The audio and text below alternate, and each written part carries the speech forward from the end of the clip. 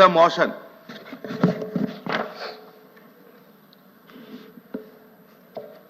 ధన్యవాదాలు అధ్యక్ష.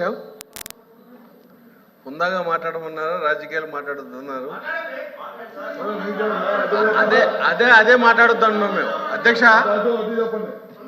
మేమేమి అన్పార్లమెంటరీ వర్డ్స్ మాట్లాడడం, వ్యక్తిగత దోషాలు ఉండవు.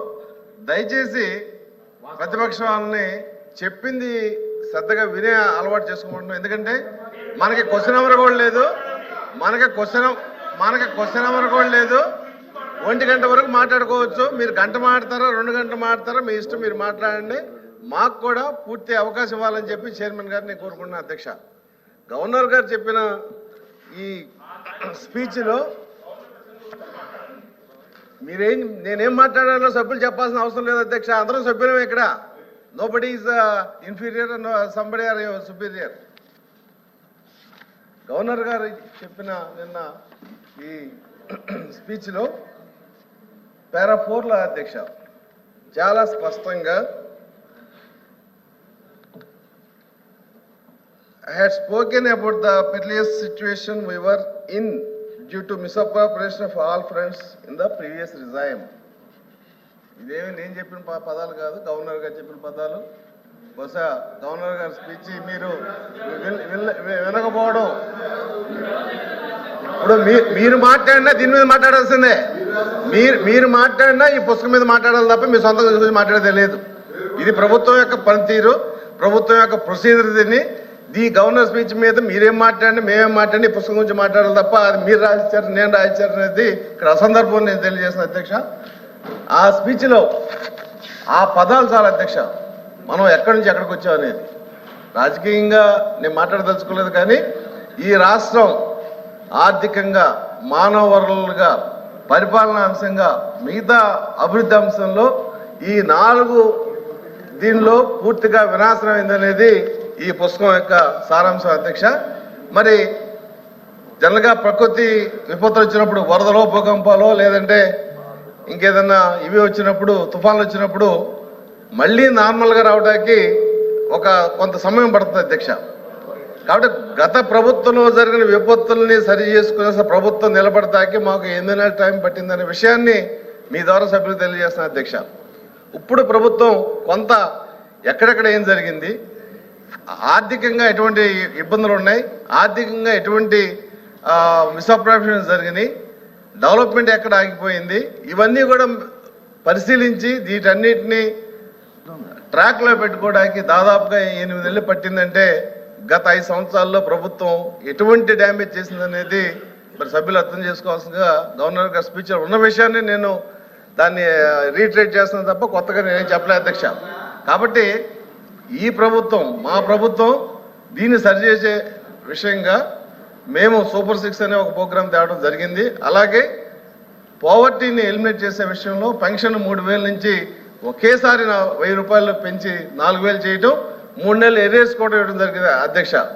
ఉద్యోగస్తులకి పిఆర్సీ ఏరియర్స్ ఇచ్చినట్టు ప్రజలకు కూడా పెన్షన్ ఏరియర్స్ ఇచ్చిన ప్రభుత్వం భారతదేశంలో ఇది ఒకటే అధ్యక్ష. దానికైతే మేము గర్వంగా ఈ పెన్షన్ని ఇచ్చి పేదవాడి కళ్ళలో ఆనందం చూసామనే తృప్తి మాకుంది అధ్యక్ష. రెండో అంశం విద్య అధ్యక్ష. సమాజం బాగుపడాలంటే విద్య ఉండాలి. నేషనల్ ఎడ్యుకేషన్ పాలసీ అనే విధానాన్ని భారతదేశంలో ఏ రాష్ట్రం కూడా తీసుకున్నప్పుడు కేవలం ఆంధ్రప్రదేశ్లో తీసుకుని విద్యా వ్యవస్థని పూర్తిగా దాన్ని ఏం చేశారనేది దాన్ని కరెక్ట్ చేయడానికి కూడా ఇప్పుడు వరకు కూడా ఉపాధ్యాయ సంఘ నాయకులు కూడా ఇక్కడ ఉన్నారు. దానిలో కూర్చోబెట్టినా కూడా అసలు ఈ వ్యవస్థ ఎలా కరెక్ట్ చేయాలని తెలియని పరిస్థితుల్లో డ్యామేజ్ ఉంది అధ్యక్ష. అది కావాలంటే ఇక్కడ మనకి మరి ఉపాధ్యాయ సంఘాల నుంచి వచ్చిన ఎమ్మెల్సీలు కూడా, తోటి ఎమ్మెల్సీలు ఉన్నారు, వాళ్ళన్నా ఈ విషయం స్పష్టంగా చెప్తారు అధ్యక్ష. మరి నాడు నేడు పేరుతో రంగులు వేసి కోట్ల రూపాయలు ఖర్చు చేసి కోర్టు ఆర్డర్స్ ఇచ్చిన తర్వాత మళ్ళీ తిరిగి రంగులు వేయడానికి దాదాపుగా 4,000 కోట్లు మరి జరిగిందనేది వాస్తవం అధ్యక్ష. ఇందుట్లో నేనేమి మీరు ఏం కామెంట్ చేశారు నేను అది పట్టించుకోను. ఇవన్నీ వాస్తవాలు, దే ఆర్ ఆన్ రికార్డులు ఏమైనా మాడితే ఖచ్చితంగా యూ హోల్డ్ మీ. రికార్డులో ఉన్నాయి, నేను మాట్లాడుతున్నాను. వైట్ పేపర్ రిలీజ్ చేసాం గతంలో. ఆ వైట్ పేపర్లో స్పష్టంగా ఉంది. అది కావాలంటే మీకు వైట్ పేపర్ కాపీ మళ్ళీ నేను ఇస్తాను ఈ సభ్యులు ఆ రోజు లేని పక్షంలో. అలాగే డెవలప్మెంట్ యాక్టివిటీ పోలవరం తీసుకోండి, ప్రాజెక్టులు తీసుకోండి, క్యాపిటల్ ఇన్వెస్ట్మెంట్ అనేది దాదాపు లీస్ట్ ఆఫ్ లీస్ట్గా వచ్చిన ఈ పరిస్థితుల్లో ఇవాళ మేము ప్రాజెక్టులన్నీ కూడా మరి ఒక్కొక్కటి ఇటుక మీద ఇటుక పెట్టి కొంత డెవలప్ చేయాలనే ఉద్దేశంతో పోలవరం కానీ అటు హెచ్ఎల్ఎన్స్ ప్రాజెక్టులు కానీ ఇవన్నీ కూడా మరి ఒక ట్రాక్లో పెడతాకి ఆర్థికంగా మేము గత 5 సంవత్సరాల్లో 60,000 కోట్లు ఖర్చు పెడితే మీ ప్రభుత్వంలో 24,000 కోట్లు ఖర్చు పెడితే మళ్ళీ ఇప్పుడు మేము తీసుకొచ్చి దాన్ని మళ్ళీ పెంచే విధంగా ఆర్థిక సౌలభ్యం కోసం వెతుకుతూ ఉండగా రాష్ట్ర పరిస్థితి అప్పులు ఇవాళ నేను చెప్పడం కాదు, ఇది సిఏజీ చెప్పారు. ఈ రాష్ట్రం ఆర్థికంగా బాగా చితికిపోయింది, ఇండిసిప్లిన్గా ఉండబట్టి అప్పులైనది. ఇవాళ దాదాపు 68,000 నుంచి 70,000 కోట్లు అసలు కానీ అప్పు కానీ పెట్టాల్సిన పరిస్థితి. It is on record, it is on record. Don't interrupt me. It is record. If you don't have record I will give you the copy. It is on record. రేపు బడ్జెట్ ఇస్తారు కానీ బడ్జెట్లో మీరు చదువుకోండి. కాబట్టి అప్పులు మీరు ఏం చేశారా, ఎందుకు చేశారనేది ఇప్పుడు మాట్లాడడం ఉపయోగం లేదు. కానీ అప్పులకు వడ్డీ చెల్లించాల్సిన బాధ్యత ప్రభుత్వం మీద ఉందా? అది 68,000 నుంచి 70 కోట్లు కట్టాలంటే అసలు డెవలప్మెంట్ ఎలా చేయాలనేది ఈ ప్రభుత్వం కూడా కొంచెం ఇబ్బంది ఉన్న పరిస్థితుల్లో ఉంది అధ్యక్ష. కాబట్టి ఏ రకంగా చూసుకున్నా గత 5 సంవత్సరాలుగా జరిగిన డ్యామేజ్ కరెక్ట్ చేయడానికి, అసలు డ్యామేజ్ ఎంత జరిగిందని తెలియడానికి ఇవాళ ఒకటే డ్యామేజ్ చెప్తాను అధ్యక్ష. అడిగారు కాబట్టి సభ్యులు, ఇవాళ కొన్ని ఇన్స్టిట్యూషన్ నుంచి ఎన్టీఆర్ హెల్త్ యూనివర్సిటీ అవనండి, డ్వాక్రా దగ్గర ఉన్న డబ్బులు అవనండి, 4,800 కోట్ల చిల్లర రూపాయలు మీరు వాళ్ళ దగ్గర తీసుకొచ్చి మేము వడ్డీ ఇస్తామని చెప్పి వాడేశారు. ఇవాళ వడ్డీ ప్రభుత్వం చెల్లిస్తుంది, అసలు ఇవ్వట్లా. మీరు ఎన్టీఆర్ యూనివర్సిటీ తీసుకొచ్చిన 700 కోట్లు వాళ్ళకి ఇస్తే వాళ్ళు పెన్షన్స్ ఇచ్చుకోవాలన్నా, జీతాలు ఇచ్చుకోవాలన్నా వాళ్ళు చేస్తున్న వాళ్ళు. అలాగే డ్వాక్రా మహిళలు డబ్బు తీసుకొచ్చారు. అలా మీకు కొన్ని ఇన్స్టిట్యూషన్ దగ్గర డబ్బులు డిపాజిట్ ఏమవుతున్నాయో అవి 4,900 కోట్ల చిల్లరు. It is on record. గత ప్రభుత్వం సెషన్లో కూడా మేము ఇచ్చాము, అది క్వశ్చన్కి ఆన్సర్గా. ఆ డబ్బులన్నీ మీరు వాడేసి వడ్డీ ఇస్తామంటే ఆ వడ్డీతో ఆ ఇన్స్టిట్యూషన్ నడవు. ఈ అప్పు ఎవరు చెల్లించాలా? ఈ ప్రభుత్వం చెల్లించాలా? కాబట్టి ఇటువంటి మిస్మేనేజ్మెంట్ ఆఫ్ ఫైనాన్షియల్ థింగ్స్ వలన రాష్ట్రం ఎంత ఇబ్బంది పడుతుంది, ఎంత దెబ్బతింది అనేది ఇవాళ కూడా ప్రభుత్వం దగ్గర పూర్తిగా రాని విషయం అధ్యక్ష. సిఎఫ్ఎంఎస్ నుంచి వెళ్లకుండా డైరెక్ట్గా పేమెంట్స్ ఇటువంటివన్నీ జరిగినాయి.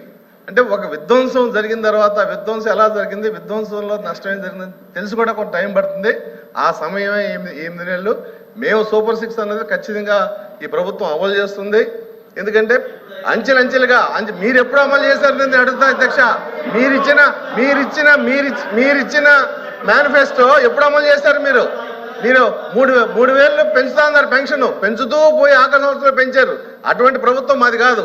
పెంచుతా ఉన్నాం, 1,000 రూపాయలు పెంచాం, ఎరియర్స్ సహా మేము ఇచ్చాం 7,000 రూపాయలు.